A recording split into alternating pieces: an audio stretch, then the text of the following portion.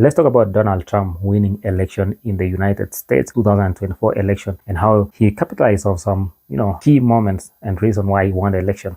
The actual reason Donald Trump is the next president is much more mundane. He won mostly because of the honest to goodness issues like inflation, illegal immigration, and war above all. Yes, Trump's first term was obviously unnecessarily chaotic. Nevertheless, many of the Americans liked the world as it was in 2019. Their wages were rising, the southern border was somewhat secure, and the world was relatively at peace. If not for the pandemic, Trump would have won re-election with relatively ease, beaten Joe Biden hands down. Those were the reason why Joe Biden was behind in the polls before he dropped out of the race. And those are the reason his quick replacement of Kamala Harris lost so big on Tuesday, underperforming with what was working class voters, who it happens that those people are the most impacted by the inflation, illegal immigration, and almost immediately Biden reversed many, but not all, of Trump's border policies. This was a move which Harris would have paid a steep political price, but it was a chaotic withdrawal from Afghanistan in 2021 that really sank Biden's approval ratings. A year later, Russia invaded Ukraine, and then a year later, after that, Hamas attacked Israel. 35% of the voters nationally rated the state of democracy as the most important factor to their voting system.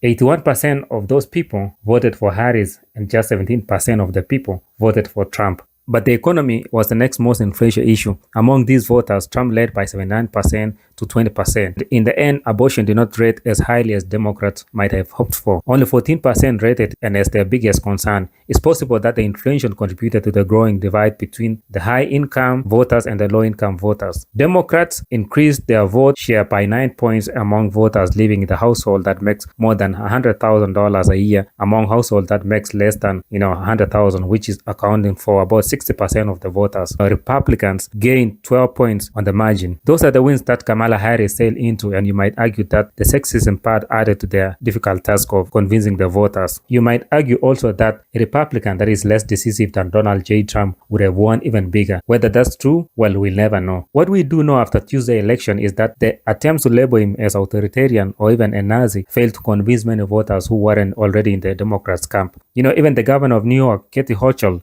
last week said that if you are voting for the Republicans in New York, you are voting for someone who supports Donald Trump. You are anti-women, anti-abortion, you are anti-basically everything, or you are anti-American. Why would a politician think that hating on half of the population is an effective means of political persecution?